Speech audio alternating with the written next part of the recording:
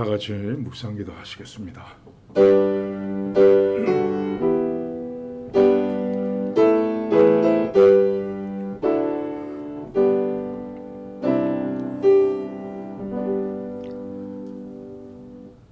하나님 아버지, 이 시간에 저희들이 하나님의 말씀 앞에 겸손하게 엎드립니다.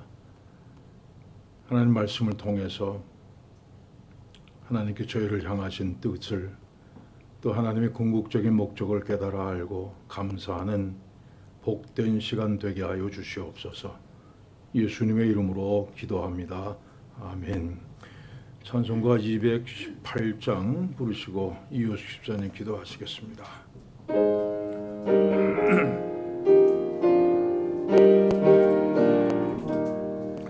내 마음과 정성을 다하여서 주 너의 하나님을 사랑하라.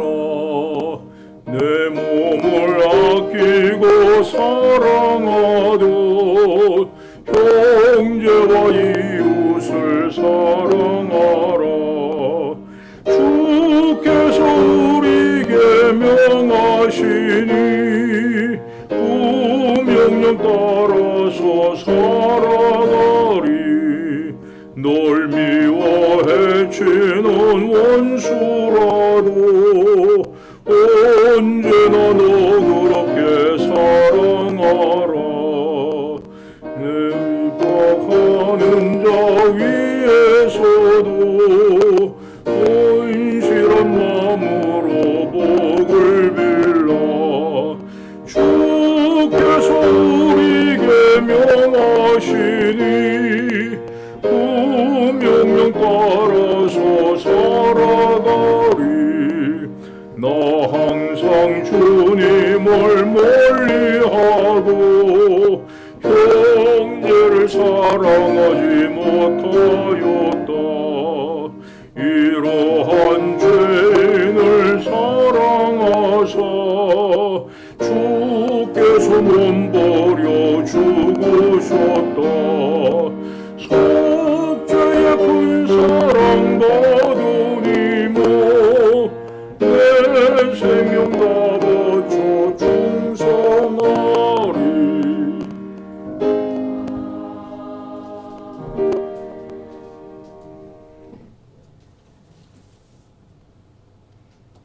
하나님께서 친히 우리들을 불러주시고 교회로 모여 함께 예배를 드릴 수 있게 인도하심에 감사를 드립니다. 너무나 오랫동안 영상으로 예배드려 우리의 몸과 마음, 영까지 굳어 있습니다. 그저 나약하고 내 믿음 지키기에 급급한 시기였습니다. 몸된 교회와 형제자매를 둘러보기엔 시국에 떠밀려 환경과 모든 것을 합리화하며 게으른 모습 주님 내려놓습니다. 주님 회개합니다. 용서하여 주옵소서. 지금도 어려워하는 우리 지체들 주님께서 만져 주옵소서. 하나님, 우리 홍콩 동신교회가 42주년 생일을 맞이했습니다. 하나님, 더 박차고 나아가는 우리 교회 되기를 소망합니다. 하나님 보시기에 교회가 교회되고 예배가 예배되고 공동체가 공동체되는, 연합하여 사랑으로 하나가 되는 교회이기를 소망합니다. 하나님, 하나님 지금 이 순간 우리에게 말씀하고자 하시는 그 하나님의 뜻을 깨닫기를 소망합니다. 에베소를 통해서 하나님, 우리가 그 말씀을 들을 때 아멘하고 실천하고 순종하는 모습으로 나아가기를 소망합니다. 성령님께만 의지합니다. 오직 하나님께 영광을 돌립니다. 예수님 이름으로 기도드립니다. 아멘.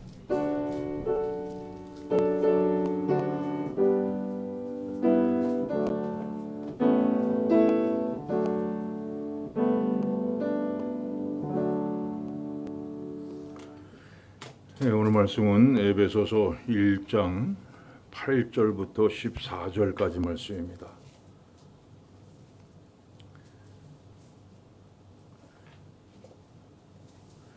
에베소서 1장 8절부터 14절까지 말씀을 한 절씩 교독하시겠습니다.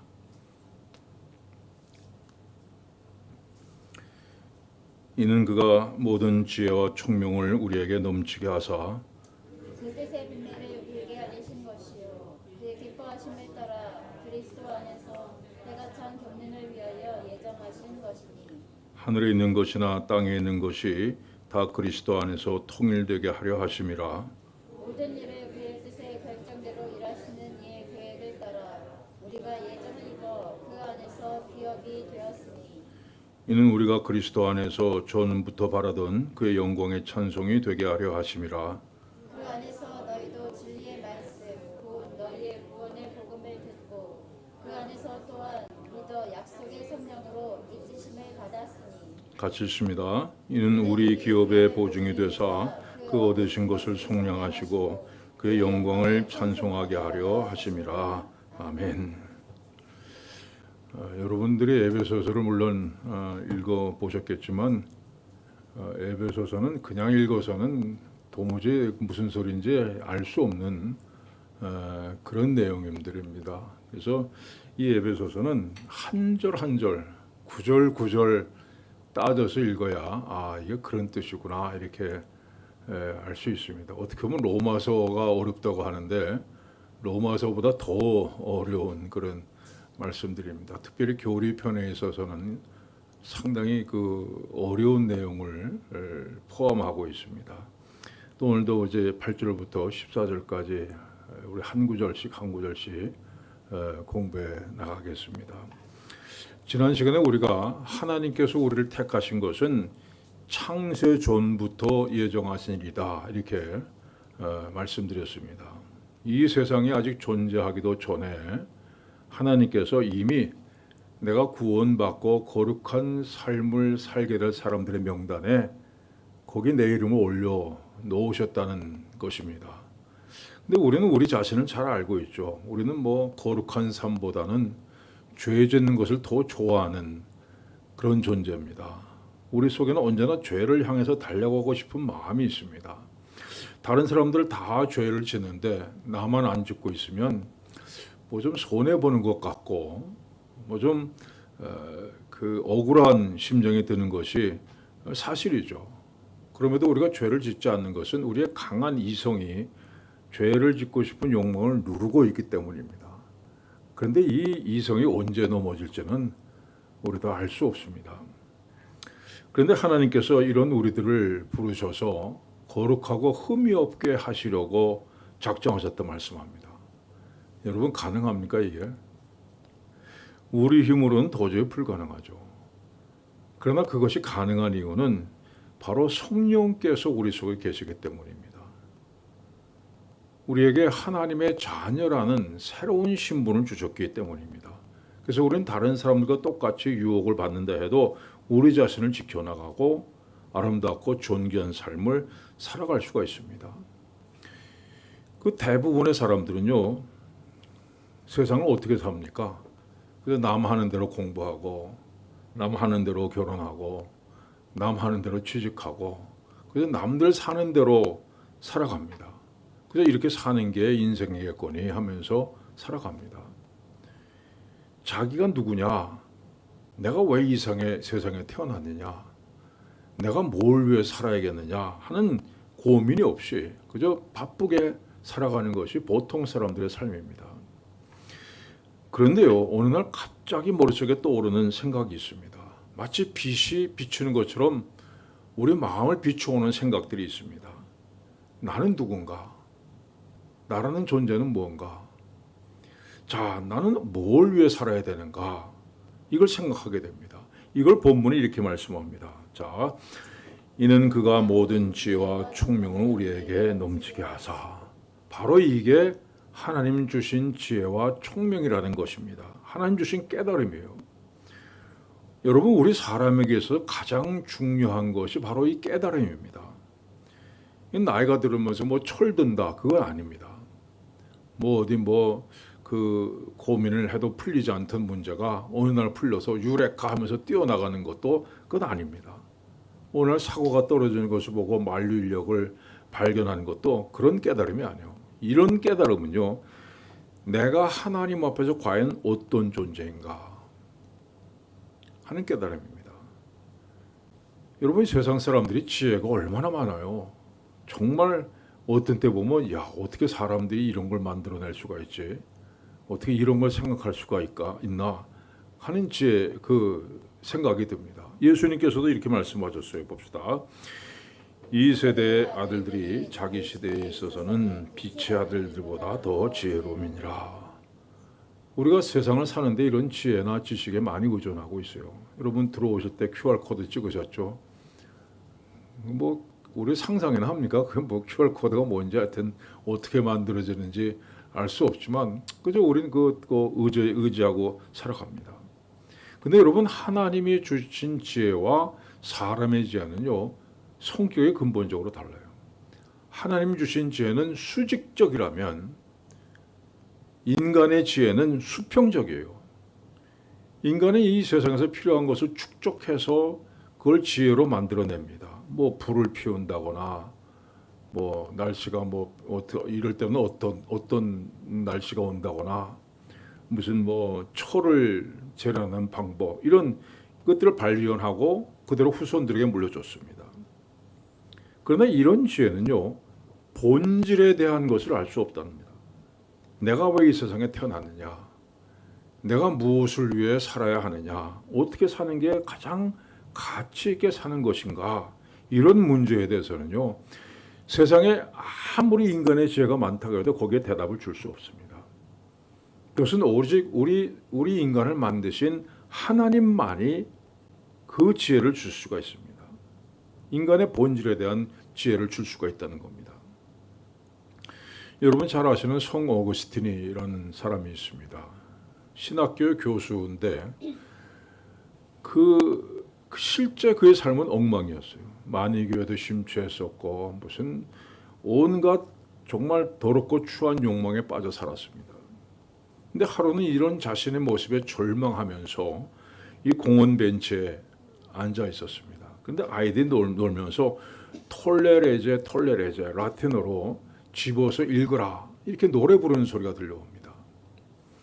그래서 발밑에 뭐가 있나 쳐다봤더니 성경이 있었습니다. 그 성경을 펼쳐 보았더니 로마서의 말씀이 눈에 들어왔습니다. 이 말씀입니다. 봅시다. 보라 너희가 이 시기를 알거니와 자다가 깰 때가 벌써 되었으니 이는 이제 우리의 구원이 처음일 때보다 가까웠음이라. 밤이 깊고 낮이 가까웠으니 그러므로 우리가 어둠의 일을 벗고 빛의 갑옷을 입자. 낮과 같이 단정히 행하고 방탕하거나 취하지 말며 음란하거나 호색하지 말며 다투거나 시기하지 말고 오직 주 예수 그리스도로 옷 입고 정욕을 위하여 욕심의 입을 하지 말라. 이 말씀이 어거스틴의 그 영혼에 정말 강한 빛으로 비춰져 들어옵니다. 그 영혼을 강하게 때리는 말씀이었고 그는 그 자리에서 일어났고 결국 위대한 성 어거스틴으로 거듭나게 됩니다.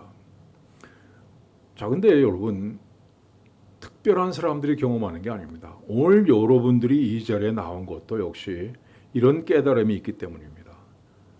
어떤 방법으로든 하나님께서 여러분에게 지혜와 총명을 주셨고 그래서 내가 누구이며 뭘 위해 살아야 되느냐 이걸 깨닫게 하셨기 때문에 하나님의 집을 찾아 나온 겁니다. 근데 이 하나님의 지혜와 총명은요 한꺼번에 확 다 주는 게 아닙니다. 우리 마음속에 이미 하나님의 빛이 비쳤다 해도 우리 마음속에는 아직 어두운 부분이 남아 있습니다. 아직 버리지 못한 죄의 습관이 남아 있습니다. 에베소 교인들의 문제가 그거였습니다. 그들은 예수를 믿는다고 하면서 하나님의 지혜와 총명을 넘치게 부음받지 못했기 때문에 아직 마음속에 어둠이 남아있고 죄의 습관이 남아있었습니다. 그래서 사도 바울은 에베소서를 쓴 목적이 거기에 있습니다. 더 환한 진리가 너희 가운데 비추어서 마음속에는 어두운 것을 다 몰아내고 더 환한 영광 가운데 나아가라 하는 것이 에베소서의 주제입니다. 여러분 우리가 특별한 은혜를 받을 때가 있어요. 우리가 은혜라고 하는 건 뭡니까? 무슨 좋은 것 많이 받는 거 그런 건 은혜가 아니에요. 우리가 정말 은혜를 받았다고 하는 것은요. 어느 때보다 내가 더 큰 죄인인 것을 깨닫는 겁니다. 하나님 앞에 내가 정말 이렇게 큰 죄인이고 하나님께 내게 베푸신 은혜가 얼마나 큰가. 그걸 깨닫는 것이 은혜예요. 하나님의 거룩하심을 본받아 살고 싶은 그 욕망이 일어날 때가 있습니다. 여러분, 이것이 성령께서 우리 안에 부어지는 겁니다. 근데 이런 특별한 은혜를 받을 때가 언제입니까? 어려운 가운데 있을 때 이런 은혜를 받습니다. 어렵고 힘든 일을 만나서 정말 아무런 도움도 받을 수 없고 오직 하나님만이 나를 도우실 수 있습니다 할 때에 하나님께서 더 큰 지혜와 총명을 부어주시는 겁니다. 내가 누군가를 깨닫게 되고 어떻게 살아야 되는가 깨닫게 되고 하나님의 사랑과 은혜가 얼마나 큰가를 깨닫게 되는 겁니다. 여러분, 우리 일상적으로 사는 삶에 만족해서는 안 됩니다. 하나님의 특별한 방문을 기대하십시오.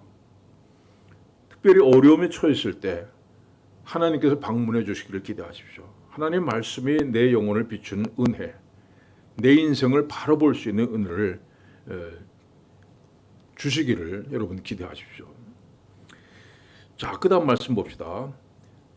그 뜻의 비밀을 우리에게 알리신 것이요 그의 기뻐하심을 따라 그리스도 안에서 때가 찬 경륜을 위하여 예정하신 것입니다.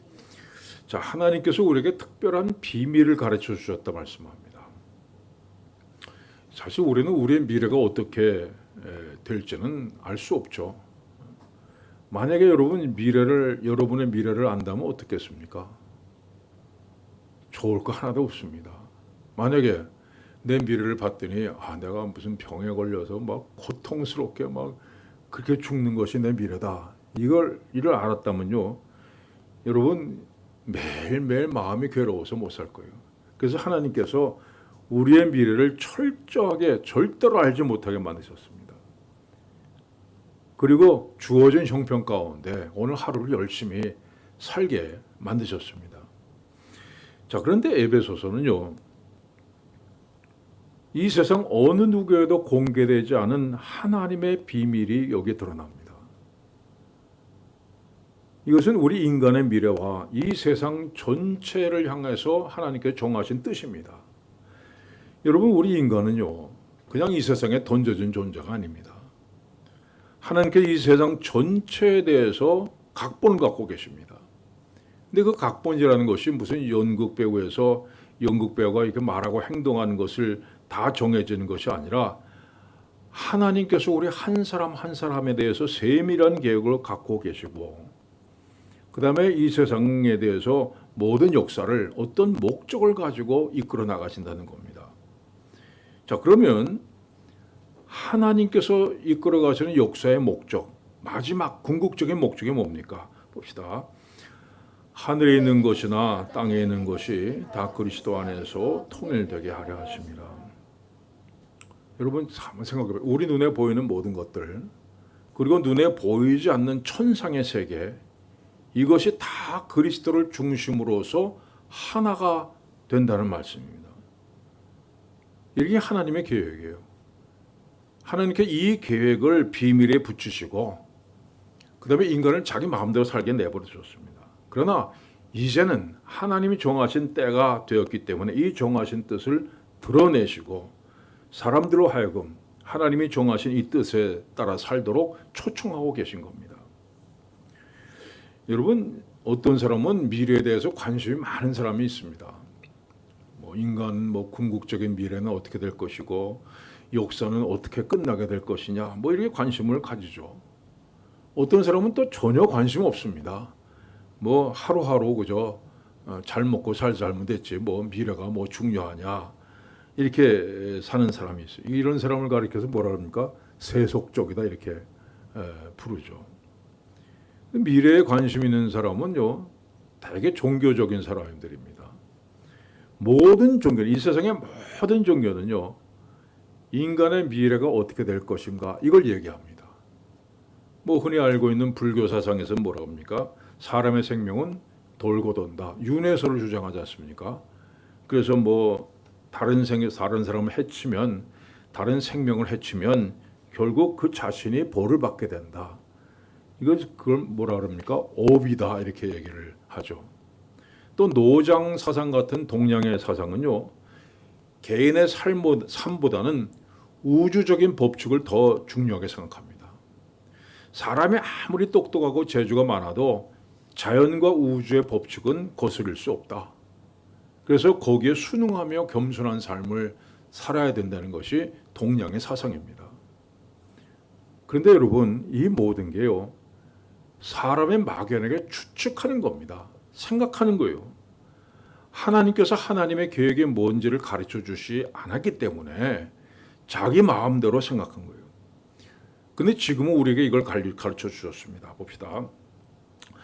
그 뜻의 비밀을 우리에게 알리신 것이요, 그의 기뻐하심을 따라 그리스도 안에서 때가 찬 경륜을 위하여 예정하신 것이니 하늘에 있는 것이나 땅에 있는 것이 다 그리스도 안에서 통일되게 하려 하심이라. 그리스도 안에서 통일된다 하는 것은 무슨 뜻입니까? 이게 상당히 좀 어려운 구절인데 이 말씀 봅시다. 만물이 그로 말미암아 지은 바 되었으니 지은 것이 하나도 그거 없이는 된 것이 없느니라. 여기서 그는 누굽니까? 이 요한복음 1장입니다. 그는 바로 예수님을 얘기하죠. 자, 근데 우리는 뭐 하나님께 천지를 창조하셨다 이렇게 알고 있는데 여기서는 예수님께서 천지를 창조하셨다 말씀합니다. 예수님도 천지 창조에 동참하셨습니다. 또 모든 이 세상의 피조 세계가 예수님의 지위와 통제를 받도록 만드셨습니다. 우리 인간도 마찬가지예요. 예수님의 지혜로 만들어졌고 그분의 통제를 받도록 만드셨습니다. 근데 우리 인간이 어떻게 합니까? 그 통제를 끊고 예수님 바깥으로 나가버렸어요. 이건 뭘 얘기합니까? 예수 바깥에 사는 사람은 누구나 죄 짓는다. 우리가 죄를 짓고 정욕에 빠질 수밖에 없는 것은요, 우리가 예수님 바깥에 있기 때문입니다. 여러분, 예수를 떠나 살면서 거룩하게 사는 게 가능합니까? 예수 믿지 않는 사람이 나 거룩하게 살래 하는 건요, 진흙탕에 빠진 사람이 자기 옷 더럽히지 않겠다는 것과 똑같습니다. 그 진흙탕에서 나와야 됩니다. 예수님께 십자가에 못 박히신 것이 나의 죄 때문이며 이제 나의 모든 거짓과 생각을 버리고 하나님의 뜻에 복종하겠습니다. 결단하는 것이 예수 안에 사는 삶입니다. 여러분, 예수님 안에 있으면 전혀 죄를 안 짓습니까? 그렇지 않습니다. 우리 안에 여전히 죄악된 본성이 남아있어서 기회가 주어지면 죄를 짓습니다. 그래서 우리는 절망하죠. 은혜 받고 나면 수없이 결단합니다. 내가 이제 더 이상 죄 짓지 않는다. 내가 하늘에 있는 천사처럼 한번 살아보겠다. 그러나 시간이 지나고 나면 자신도 모르는 사이에 죄의 길로 가고 있습니다. 여러분, 그런데 그리스도 안에 있으면 죄가 우리를 이길 수 없습니다. 그리스도 안에 있는 사람도 죄를 짓지만 죄가 결코 우리를 이길 수 없어요. 죄가 우리를 일시적으로 지배할 수 있고 눈을 흐리게 할 수도 있지만 그러나 우리는 거기에 지지 않습니다. 곧 정신이 들면서 도대체 내가 왜 이렇게 하고 있나? 내가 무슨 짓을 하고 있나? 주님의 말씀에 불순종한 것에 대해서는 수치심, 좌절감 때문에 주님 앞에 다시 나가게 됩니다. 여러분, 이것이 예수 안에 사는 사람들이 누리는 특권입니다. 자, 그러면 하나님께서 우리 한 사람 한 사람의 거룩한 삶을 통해서 궁극적으로 이루기 원하시는 것이 뭡니까? 놀라웠습니다. 봅시다. 하늘에 있는 것이나 땅에 있는 것이 다 그리스도 안에서 통일되게 하려 하십니다. 이건 우주적인 회복이에요. 자, 여기서 하늘에 있는 것은요, 천사들을 의미합니다. 땅에 있는 것은요, 이 세상에 사람을 비롯해서 몸을 가지고 있는 모든 존재를 뜻합니다. 이 죄는 하늘에 있는 것들과 땅에 있는 것들을 분리했습니다. 그래서 하늘은 하늘대로 움직이고 땅에 있는 것들은 땅대로 움직입니다. 하늘에 있는 천사들은 철저하게 하나님의 뜻에 복종하고 있고 땅에 사는 인간들은 하나님을 모르고 자기 욕망에 따라서 살아가고 있습니다. 그래서 우주적인 회복에 있어서 가장 중요한 것은 우리 사람들입니다. 왜냐하면 사람은 하나님의 형상을 가진 존재이기 때문입니다. 그래서 하나님께서 미리 택하신 자들을 구원하시고 자기 죄를 깨닫게 하시고 이 세상에서 더럽고 추악한 삶을 버리게 하시고 예수를 믿게 하시는 겁니다. 그리고 이들의 수가 찼을 때 하나님께서는 대변혁을 일으키십니다. 여러분 요한계시록을 강의한 지가 오래돼서 다 잊어버리셨겠지만 거기 뭐라고 나옵니까? 그리스도께서 이 세상의 모든 악한 자들을 심판하시고 마귀와 함께 타락한 천사들을 영원한 지옥에 가두신다. 그리고 이 세상에 살았던 모든 사람들은 다 다시 일어나서 하나님의 심판을 받게 된다. 그래서 하나님께서는 구원받기로 작정한 자를 영화롭게 하시고 그리스도와 함께 영광 중에 거하게 하시고 모든 피조물을 새롭게 하실 것이다 말씀했습니다. 여러분 그때가 되면요 온 우주가 하나님을 노래하며 그 아들 예수 그리스도를 찬양할 겁니다. 하늘도 노래하고 하늘의 하늘도 노래하고 수많은 새들, 바람, 구름, 심지어 돌이나 모든 것까지 이 세상에 창조된 모든 것들은 구주를 알아보고 그렇게 기뻐할 겁니다.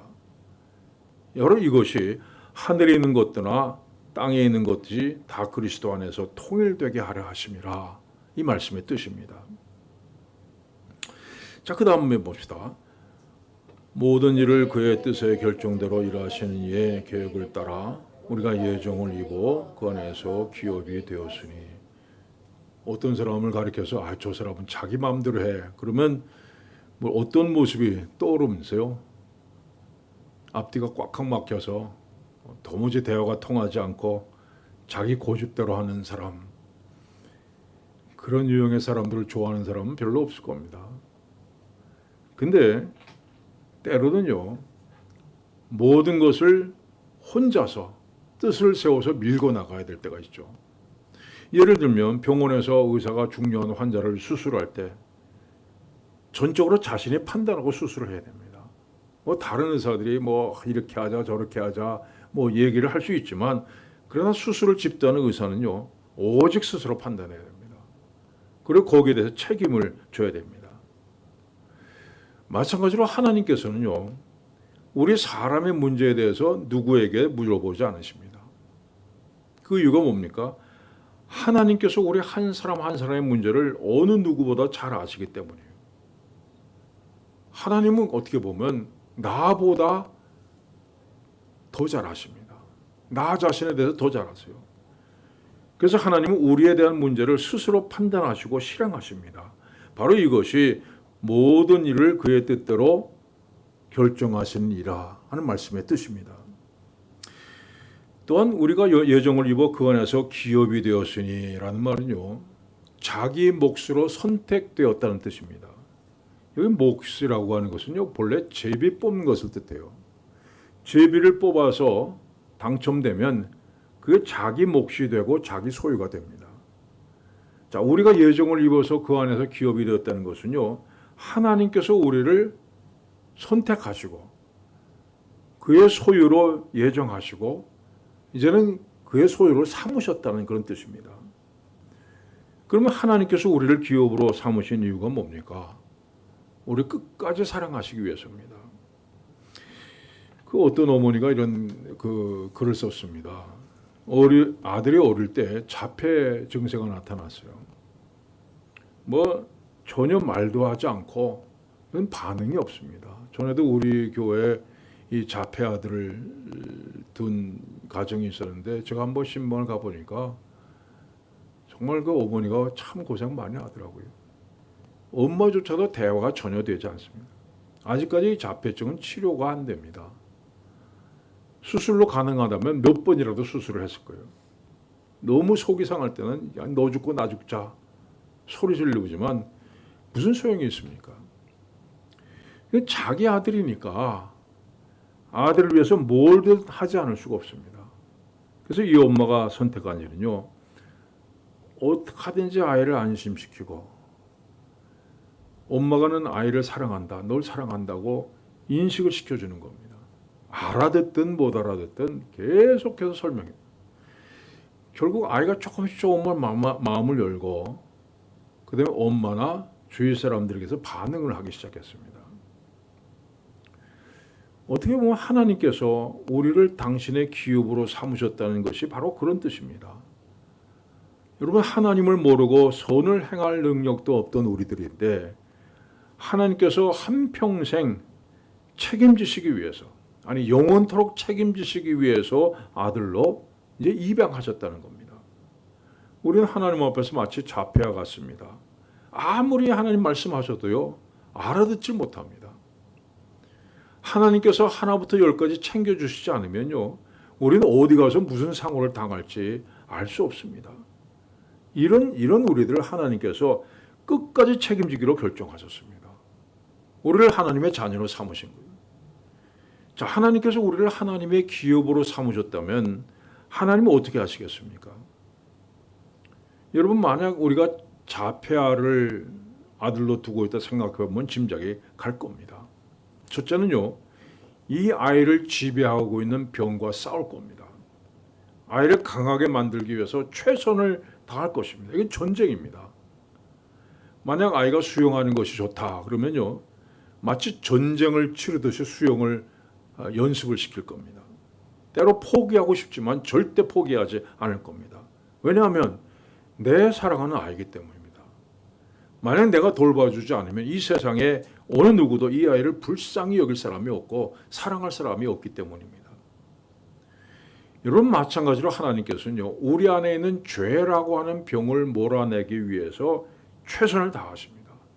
마치 전쟁을 치르듯이 우리 안에는 타락한 본성과 싸워서 우리가 죄를 깨닫고 조금씩 하나님의 거룩하심을 깨달아 나가도록 그렇게 하십니다. 두 번째로, 모든 관심을 오직 아이에게 쏟을 겁니다. 이 정상적인 아이들이야 자기 일을 알아서 하지만 이 아이는 하나부터 열까지 옆에서 함께 해주지 않으면요 아무것도 할 수 없습니다.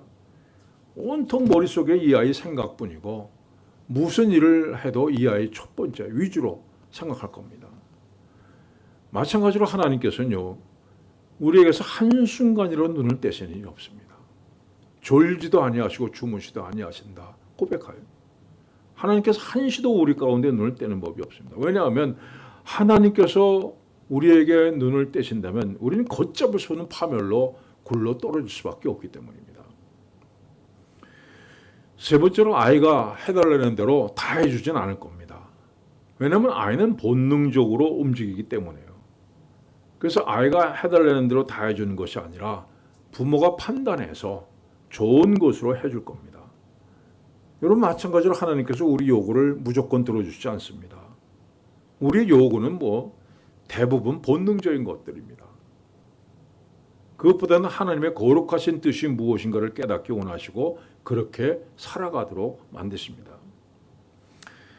네 번째는, 이 아이를 다른 아이들과 비교하지 않을 겁니다.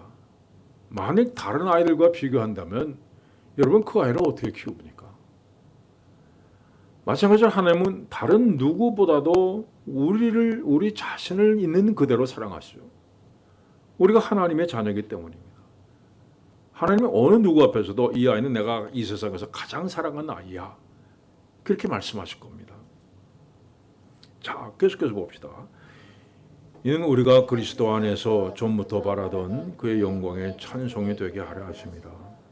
이 말씀은요, 하나님 택하신 우리들이 마지막에는 어떤 모습으로 변할 것인가에 대해서 말씀하고 있습니다. 우리가 하나님의 영광의 찬송이 될 거라 말씀합니다. 찬송을 부른다 이게 아니라요, 우리 자신이 하나님의 영광의 찬송이 된다 이렇게 말씀합니다. 여러분, 자식이 잘 되면 부모가 영광 받습니다. 마찬가지로 우리는 하나님께서 기뻐하시는 영광의 찬송이 될 거란 말씀입니다. 훗날 우리가 하나님 앞에 설 때 여러분, 우린 너무나 완전한 우리 자신의 모습을 보게 될 겁니다. 여러분, 믿으십니까? 아멘 한번 해보세요. 아멘.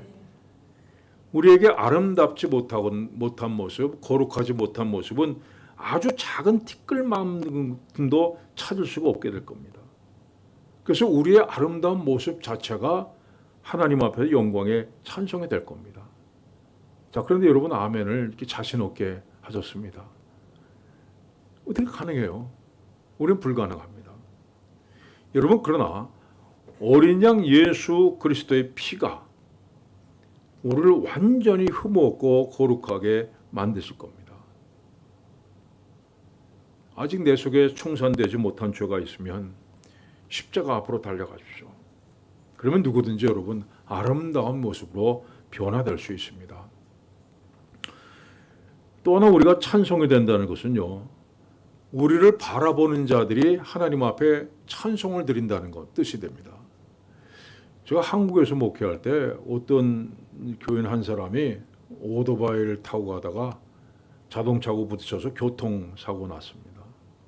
자동차 바퀴 밑에 다리가 들어가서 완전히 부서졌어요. 근데 세브란스 병원에 이제 입원을 해서 이제 갔더니 다리를 이렇게 들어놓고서는 뭐 많이 꽂아놨어요. 뭐 철사를 뭐 이렇게 막 꽂아놨더라고요. 그 의사가 뼈 조각을 맞추고 근육을 이식하고 나중에 살까지 뭐 엉덩이에서 떼다 붙여가지고 6개월 입원했었는데 완전히 정상으로 만들었어요. 참 의사들 솜씨가 좋더라고요. 여러분 이런 경우에 의사에게 뭐라고 해야 됩니까? 여러분 우리가 천국 들어갈 때 예전에 우리 모습을 알고 있던 사람들은요 모두 하나님 앞에 찬송 드릴 겁니다. 하나님께 그렇게 형편없던 사람을, 그렇게 죄악에 물든 사람, 정말 아무 희망이 없던 사람을 어떻게 이렇게 거룩한 모습으로 만들어 놓으셨는지 정말 놀라면서 하나님 앞에 찬송을 드릴 겁니다. 모든 천사와 피조물이 찬송하게 될 것입니다. 여러분 지금 모습을 열심히 사진을 찍어 놓으세요. 이 다음에 천국 갈 때 지금의 모습과 천국 갈 때의 모습을 비교해 보면서 하나님 앞에 영광의 찬송을 드리시길 바랍니다. 자, 다음 말씀 봅시다. 그 안에서 너희도 진리의 말씀, 너희의 구원의 복음을 듣고 그 안에서 또한 믿어 약속의 성령으로 인치심을 받았느니라. 이 말씀은요, 뭐 복잡한 이게 헷갈리게 말씀을 했는데 이건 우리가 구원받는 과정을 얘기합니다. 이 구원의 과정은 처음 믿는 사람에게는 도무지 이해할 수 없는 수수께끼예요. 만약에 어떤 사람이 깊은 웅덩이에 빠져 있습니다. 그래서 구출됐어요. 정신이 있겠습니까? 그 사람 정신 하나도 없을 거예요. 내가 어떻게 여기서 나오게 됐는지 그걸 알 수가 없을 겁니다. 그러나 시간이 좀 지나서 정신 차리면 내가 어떻게 구원받았지 하는 것을 알고 싶을 겁니다. 그래서 사고 현장을 찾아가서 자기가 구출된 당시에 그 상황을 자세히 좀 알고 싶어 할 겁니다. 자, 그러면 여러분이 구원받을 때 어떤 일들이 일어났습니까? 구원을 생각할 때요, 무엇보다도 기억할 수는요, 내가 구원받기 전에 먼저 바깥에서 하나님의 구원이 이루어졌다는 거예요. 이것을 우리 바깥의 구원이다 이렇게 얘기할 수 있습니다. 우리가 구원받기 이전에 먼저 우리 바깥에서 어떤 일들이 일어났다는 거예요. 예를 들어서 내가 깊은 웅덩이에 빠져 있습니다. 근데 누가 나를 건져내려면요, 먼저 웅덩이 바깥에서 하는 일들이 있죠. 웅덩이 바깥에서 어떤 일들이 일어나야 됩니다. 첫째는요, 누군가가 내가 빠진 사실을 알아야 됩니다. 그리고 나를 구출할 수 있는 밧줄을 가지고 웅덩이까지 와야 돼요. 내가 절망 가운데 아무것도 모르고 있는 순간에도요, 바깥에서는 분주하게 무슨 일들이 지금 이루어지고 있는 겁니다. 내가 빠져 있는 웅덩이로 밧줄이 내려온 것은요, 그보다 한참 뒤에 일어난 일입니다. 여러분, 그러면 우리가 내가 모르는 사이에 일어난 일들은 뭡니까? 자, 우리가 아무것도 알지 못할 때 하나님께서 나를 구원하려는 계획을 세우셨습니다. 그리고 하나님의 뜻에 따라서 하나님의 아들을 이 세상에 보내셔서 우리 죄를 위해서 대신 죽게 하셨습니다. 그런데 여러분 보세요. 하나님의 아들이 이 세상에 태어났을 때 우리는 어떻게 했어요? 우리는 태어나지도 않았습니다. 우리는 한 존재 자체가 없을 거예요. 그가 십자가에 못 박아 죽으셨을 때 우리는 아직 만들어지지도 않았습니다. 하나님께서 내가 알지 못한 때에 이미 날 구원하시기 위해서 준비를 해주셨다는 겁니다. 두 번째는요, 실제로 웅덩이 속으로 밧줄이나 광주를 내려보내서 우리를 건지시는 겁니다. 이것은 우리에게 복음이 들려지게 하고 그것을 믿어지게 만드는 일입니다. 여러분, 2000년 전에 저 유대 땅에서 십자가에 매달리신 분이 내 죄를 대신해서 죽으셨다. 이걸 어떻게 믿을 수 있습니까? 그러나 그럼에도 불구하고 예수님께서 나를 대신해서 죽으셨다. 이게 믿어진다는 겁니다. 성경을 읽을 때 이게 나를 향한 말씀이구나. 이게 믿어진다는 거예요. 이건 누가 하시는 겁니까? 성령께서 하시는 일입니다. 만약에 성령께서 우리를 도와주시지 않으면요, 이 세상에 예수 믿을 사람은 단 한 사람도 없습니다. 우리 안에 성령께서 행하시는 일은 위에서 내려오는 밧줄을 보고 이게 구원의 밧줄이니 너 이걸 붙잡아라. 꼭 붙잡아야 산다. 이걸 매달리게 만드십니다. 아무리 밧줄이 내려온다 해도 잡지 않으면 소용없습니다. 아무리 하나님의 말씀이 귀에 들려온다 해도 이건 구원의 말씀이구나 하고 믿지 않으면 소용없습니다. 근데 성령께서 우리 마음속에 역사하셔서 내 귀에 들려오는 말씀을 생명의 말씀으로 믿게 만드시는 겁니다. 자, 다음으로는 우리 안에서 일어난 구원의 과정입니다. 그 안에서 너희도 진리의 말씀, 곧 너희의 구원의 복음을 듣고 그 안에서 또한 믿어 약속의 성령으로 인치심을 받았으니. 여러분, 하나님의 말씀이 사람을 통해서 들려지는데 그 소리가 단지 내 청각을 자극한 것으로 끝나지 않습니다. 하나님의 말씀은요, 우리는 귀로 듣지만 그것이 내 마음을 울립니다. 전 인격적인 하나님의 진리를 받아들이게 됩니다. 이건 사람의 힘으로 되는 게 아니에요. 오직 성령의 능력으로 되는 일입니다. 하나님 말씀이 내 속에 들리면 하나님 앞에서 내 자신이 무서운 죄인이구나. 내가 지금까지 하나님을 대적하며 살았구나. 이걸 깨닫게 돼요. 그래서 이 사실을 주님 앞에 고백하는 것이 바로 회개입니다. 여러분, 삭개오를 한번 보세요. 삭개오의 인생의 목적이 뭡니까? 돈 버는 거죠. 오직 돈 버는 게 목적이에요. 근데 주님을 만난 다음에 어떻게 해요? 그 가치관이 완전히 바뀝니다. 도둑질을 하는 사람의 가치관은 뭘까요? 최소의 비용으로 최고의 효과를 내린다. 뭐 이런 것일 수도 있고, 노력하지 않고 얻을 수 있는 것, 이것이 가장 지혜로운 삶이다. 이것이 아마 도덕의 가치관이 아닐까요? 근데 이걸 버리는 것이 회개입니다. 여러분, 지금까지 살아왔던 왜곡된 삶, 그걸 다 버리고 하나님과의 바른 관계를 가지는 것이 결단입니다. 이걸 새로운 사람이 되고 그 다음에 거듭난다 이렇게 표현합니다. 물론 완전히 딴 사람 되는 건 아니에요. 저도 옛날에 어렸을 때 정말 그 주님을 만나고 내가 진짜 이제 주님 뜻대로만 살겠다. 근데 안 되더라고요. 전혀 다른 사람이 된 것 같았는데 그게 아니더라고요. 과거의 습관이 아직도 남아 있습니다. 하지만 그 사람 속에는 새로운 가치관, 새로운 성품이 하나님께서 심어주셨습니다. 이제 세상에서 옛 성품을 죽이고 새로운 하나님의 성품을 살면서 나아가는 겁니다. 자, 그 안에서 또한 믿어 약속의 성령으로 인치심을 받았으니, 이 에베소 교인들의 가장 중요한 문제가 과연 내가 구원을 받았는데 이걸 끝까지 붙들 수 있느냐 하는 고민이에요. 근데 이 문제에 대한 성경의 대답은 한 번 그리스도를 믿은 사람은 성령의 인치시 있기 때문에 그의 구원은 절대 포기될 수 없다는 것을 말합니다. 자, 우리가 믿는다고 하는데 구원에 대해서 자신 없을 때가 참 많이 있죠. 때로 우리 안에 세상적인 욕심이 가득 차올 때 내가 정말 구원받은 사람인가? 내가 정말 하나님의 자녀됐다면 어떻게 이 모양인가 생각하게 됩니다. 자, 에베소 교인들도 너무나 죄에 젖어서 살았기 때문에 도저히 믿음을 지탱할 자신이 없었습니다. 언제 내가 주님을 다시 버리고 죄에 빠지게 될지 모르는 그런 불안 속에 놓여져 있었습니다. 근데 사도 바울이 이런 에베소 교인들을 향해서 그 안에서 또한 믿어 약속의 성령으로 인치심을 받았으니 말씀합니다. 여러분, 인치심이라고 하는 것은요, 소유권을 표시하는 겁니다. 이건 내 것이다 하고 도장을 꽝 찍는 겁니다.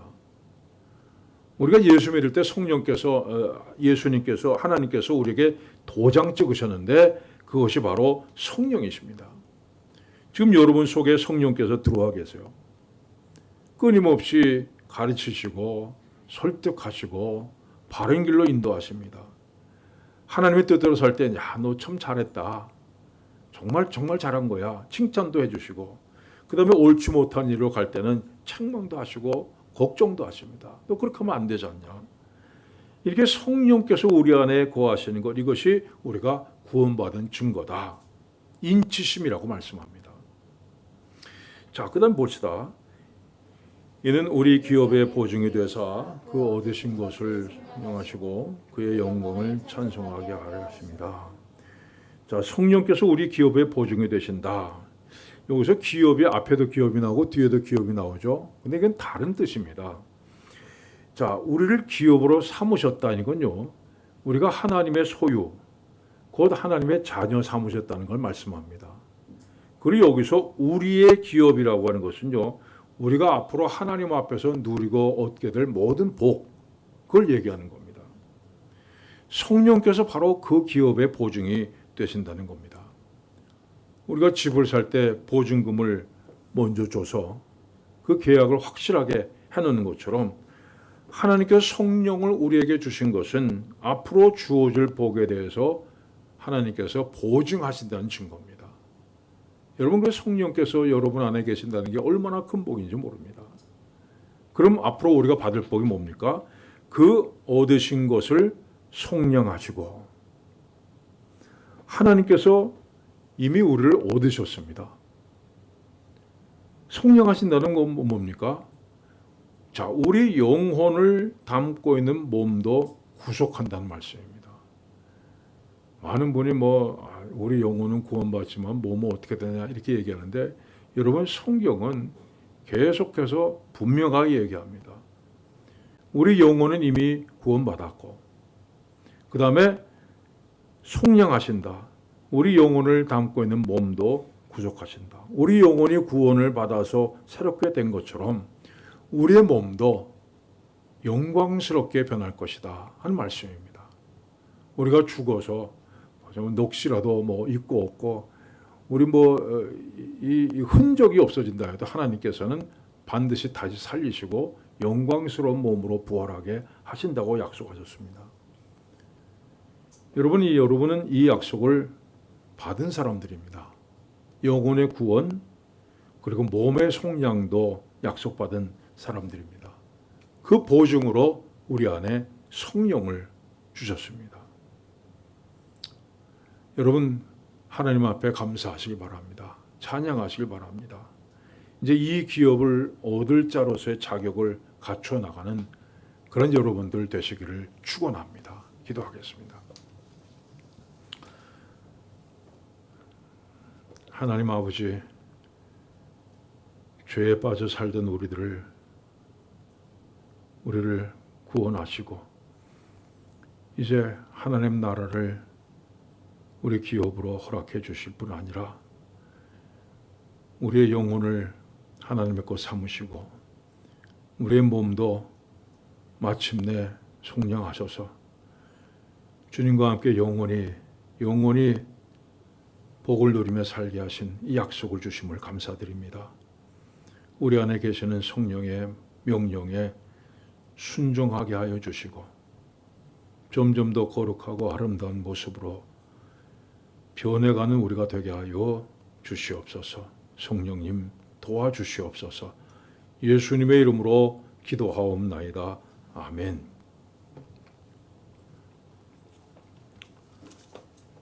(260장) 찬송하시고 주기도문 하심으로 예배를 마칩니다.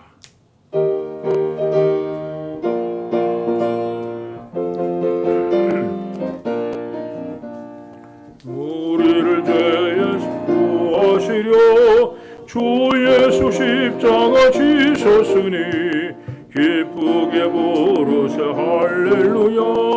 나 구원 얻었네. 찬송하세 찬송하세 주님 나를 구하셨네. 찬송하세 찬송하세 주가 구원하셨네. 주께서 구했으니 이전에 행하던 악한 일과 추하고 더러운 모든 죄를 온전히 버렸네. 찬송하세 찬송하세 나를 구하셨네. 찬송하세 찬송하세 주가 구원하셨네. 나 지금 죄에서 사함받아 거룩한 백성이 되었으니 예 육신 장막을 벗을 때도 겁날 것 없겠네. 찬송하세 찬송하세 주님 나를 구하셨네. 찬송하세 찬송하세 주가 구원하셨네. 우리가 이 세상 떠날 때에 예수의 손목을 굳게 잡고 영원히 즐거운 천국에서 주 함께 살겠네. 찬송하세 찬송하세 주님 나를 구하셨네. 찬송하세 찬송하세 주가 구원하셨네. 하늘에 계신 우리 아버지의 이름을 거룩하게 하시며 아버지의 나라가 오게 하시며 아버지의 뜻이 하늘에서와 같이 땅에서도 이루어지게 하소서. 오늘 우리에게 일용할 양식을 주시고 우리가 우리에게 잘못한 사람을 용서하여 준 것 같이 우리 죄를 용서해 주시고 우리를 시험에 빠지지 않게 하시고 악에서 구하소서.